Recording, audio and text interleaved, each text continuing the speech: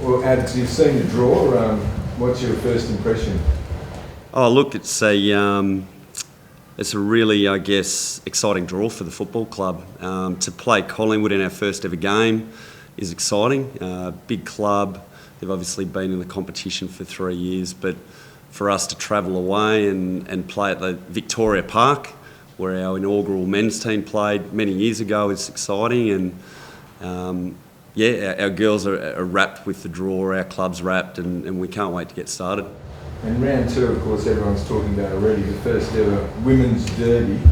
Do you think there'll be a little bit of extra sort of fire in that, given a lot of your players have come from Fremantle as well? Yeah, I'd say there'll be excitement, and the fact that it's played at Optus Stadium, hopefully a big crowd will turn out to support our women's team. Our first ever home game in WA, so to have a facility that could hold up to 60,000 fans would be fantastic. But the players who have come across from Fremantle, look, that was part of the list build rules, so we always knew that we would get at least 8 players from them, and I'm not sure how Fremantle will look at it, but we just see it as a great opportunity and to play in front of our fans for the first time. Do you think that rivalry will extend though? The men's has always been pretty fierce, isn't it? Yeah, it's a 2-team town in the state, so I'm sure there's a bit added, I guess, a challenge and a little bit of spice, but it's still 4 points in women's football too. So we'll attack round 2 like we attack round 3, 4, and 5, and we want to win it. So that'll be exciting.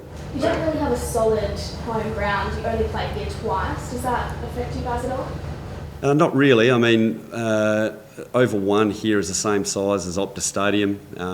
We just want to play football. Obviously, being here is great that we can have our warm-up facility. We've got the high performance background and the opportunity to do our warm-ups and recovery here. But to be at Leederville Oval, the girls play on Leederville with their AFLW club, so they know the Oval well. And look, if we get an opportunity to play at Optus Stadium, we're not going to knock that back. So we feel as though the home game fixtures are fine with us. Seems like a pretty tough start, doesn't it? Like you travelled twice and obviously the first 3 games, and they haven't eased you into it. No draw I've learned over the years is easy. It always looks like there's challenges in front of you, and the fact that we're travelling away, we'll get a pre-season hit out with the travel.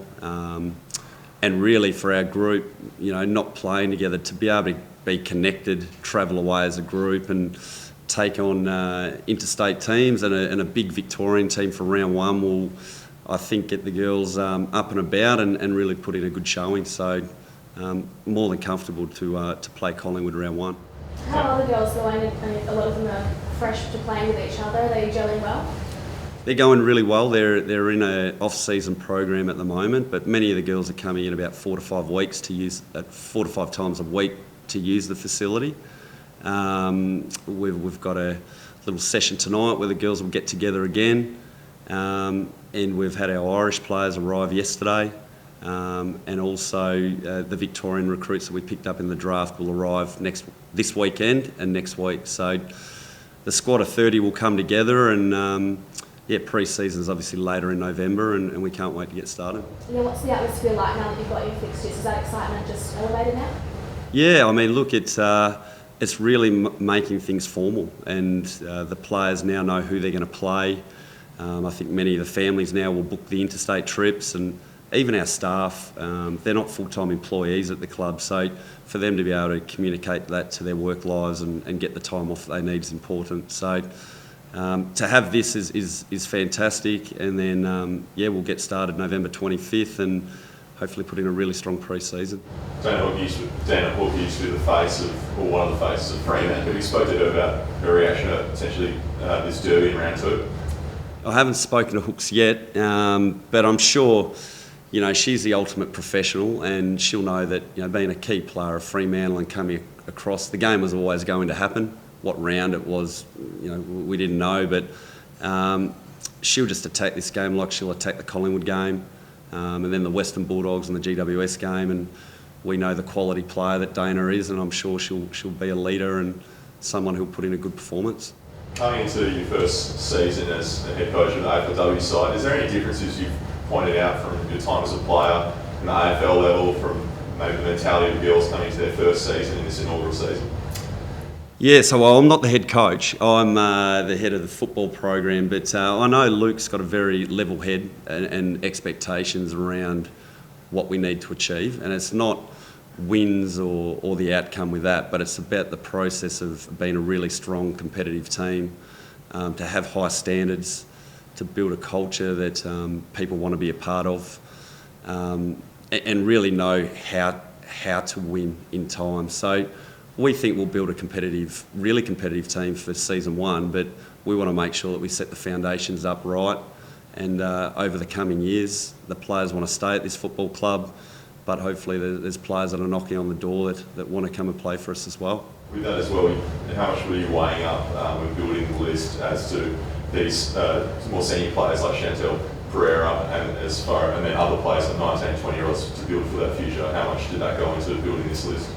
Yeah, we probably went into the draft knowing that we had experience, but we could bring a little bit more in. So the cultural build, the level of experience that was interstate, was one that we definitely looked into, and having someone like Talia Rodan, Chantella Pereira with her basketball background, four-time WNBL champion, she's a winner.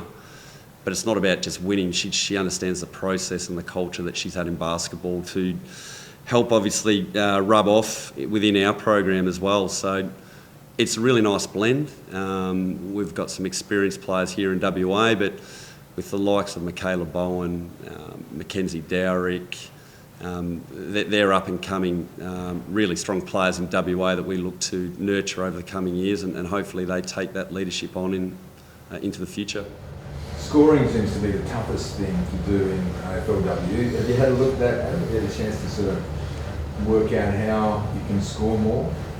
Yes, we're rolling out the game plan with the players tonight, but it will be loose because there's many ways you can play the game.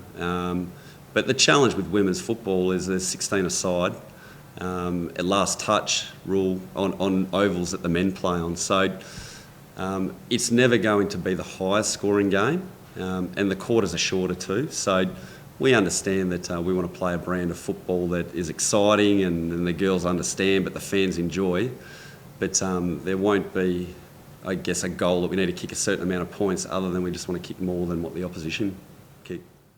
You get a chance to look at the conferences and what it means for you, and is it good or bad, or you just have to... Not really. I mean, conferences, I watch the NBA a lot, and the Eastern Conference is not that strong, but they always had LeBron James in it, so it meant that they were strong. So we'll just play the teams that are given to us. The main thing for us is to have a draw that makes sense. And for us to get some Melbourne games on a Sunday is really important. For the players will travel on a Saturday, so they don't have to take time off work on the Friday to go to Melbourne. But knowing that, we want to make sure that we get on a flight that we can come home and they can go to work on the Monday, but also we can get a full week of training in. So they're the little things with women's football that our men obviously can travel at any time, 2 days out. We wanted to make sure that we had a draw that made sense and didn't put them under pressure with their employment. Do you think that the conference system will stay, Adam, or as the game continues to grow, they might change it to suit, or not suit, but change it to the same way the men's comp's run? Potentially. I mean, I'm okay with the conference system. It makes sense at the moment. The game cannot... The teams can't play everyone once at this point in time, but maybe when we get through the next CBA, the conference system may go.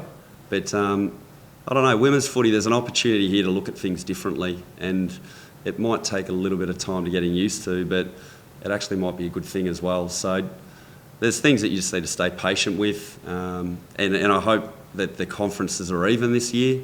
But in saying that, there might be a LeBron James on one of the conference sides, and they win the grand final, so who knows?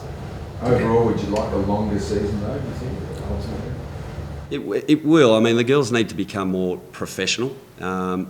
Otherwise, I guess, for the players in WA to continue to take time off work and travel, it's a lot more stressful for them than players in Victoria that play an away game and Carlton might go and play Collingwood at Victoria Park, where our away game is GWS and Blacktown. So there's a lot of things to factor in. We do want a longer season, but we've got to make sure that the players are in a position that they can do that with their lives.